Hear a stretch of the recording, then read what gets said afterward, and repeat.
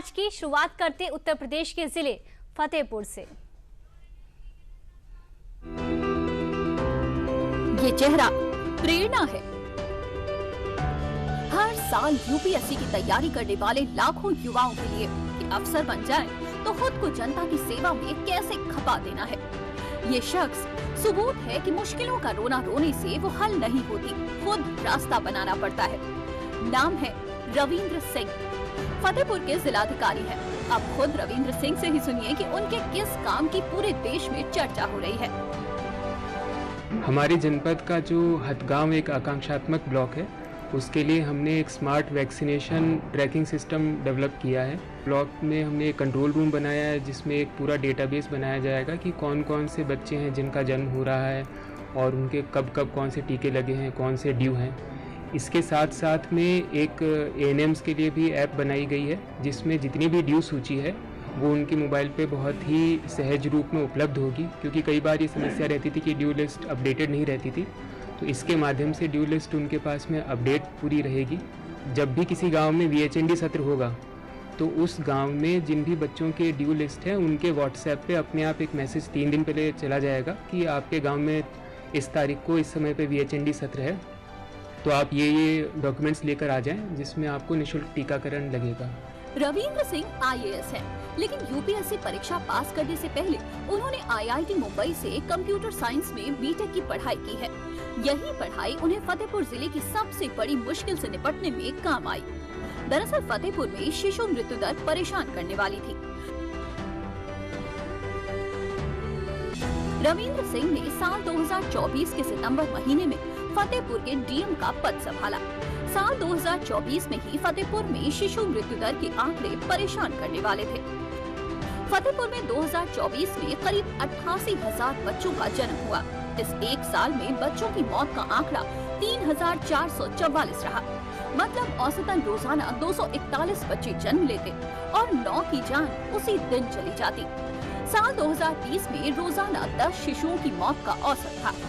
शिशु मृत्यु दर के कई कारणों में से एक बड़ा कारण था टीकाकरण की कमी। गर्भावस्था के दौरान माताओं के टीकाकरण में उदासीनता और जन्म लेने के 1 साल तक बच्चों को जरूरी टीकाकरण नहीं लगना।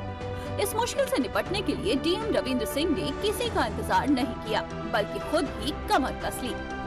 डीएम रविंद्र सिंह ने अपने खाली समय में एआई बेस्ड सॉफ्टवेयर डेवलप किया। एएनएम, आशा दीदी, सीएचसी और पीएचसी कर्मचारियों को ट्रेनिंग दी जा रही है। Vaccination tracking system Hathgaon block के लिए पायलट प्रोजेक्ट था। जल्द ही प्रोजेक्ट को पूरे जिले में लागू किया जाएगा।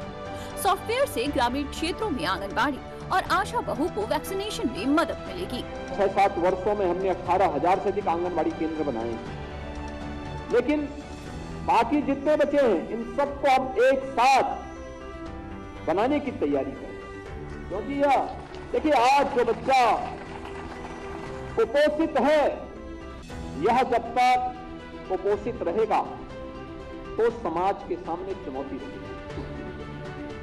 अगर हमें एक स्वस्थ और सशक्त समाज देना है, स्वस्थ समाज देना है, सशक्त राष्ट्र देना है, एक एक बच्चे पर ध्यान देना पड़ेगा। किसी भी जाति, मत, मजहब से ऊपर उठ करके उस पर ध्यान देना पड़ेगा, उसकी चिंता करनी पड़ेगी, उस पर कार्य करना पड़ेगा।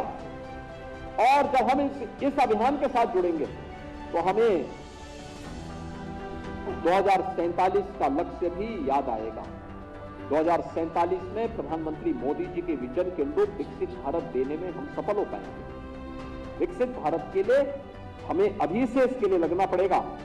आंगनबाड़ी केंद्र बने, आंगनबाड़ी केंद्रों में सभी प्रकार की सुविधाएं बने, उन्हें हर प्रकार के कार्यक्रमों के साथ हम जोड़ने का कार्य करें। मैं आदित्यनाथ योगी ईश्वर की शपथ लेता हूं कि मुख्यमंत्री योगी आदित्यनाथ 2017 में सत्ता संभालने के बाद प्रदेश में शिशु मृत्यु दर कम करने की लगातार कोशिशों में जुटे हुए हैं और इसमें यूपी को बड़ी सफलता भी मिली है।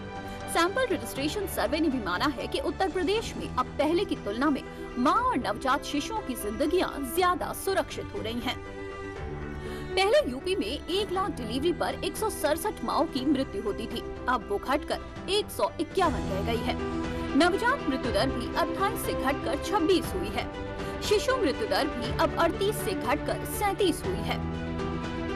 ऐसे में फतेहपुर के जिलाधिकारी रविंद्र सिंह की ये पहल योगी सरकार की कोशिशों को और ताकत देगी।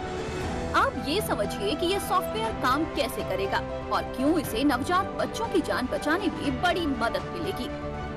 सॉफ्टवेयर में बच्चों के जन्म और टीकाकरण का पूरा डेटाबेस होगा। बच्चों को कौन कौन से टीके लग गए और कौन से बाकी हैं, इसकी पूरी जानकारी होगी।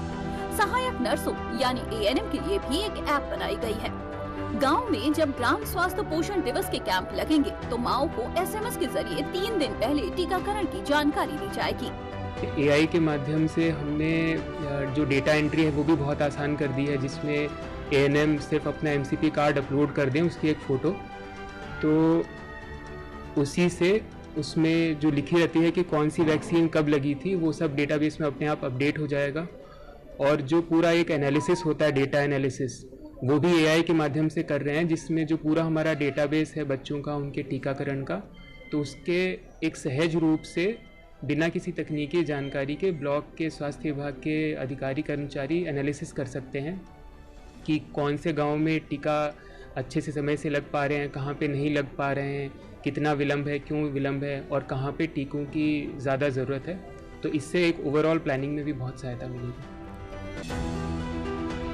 यूपी को माओ और नवजात बच्चों के लिए सुरक्षित बनाने के लिए सीएम योगी की कोशिशों में एक नया आयाम DM रविंद्र सिंह ने जोड़ा है। ये सबूत है कि जब अधिकारी ठान लें तो मुश्किलें चुटकियों में निपट जाती हैं।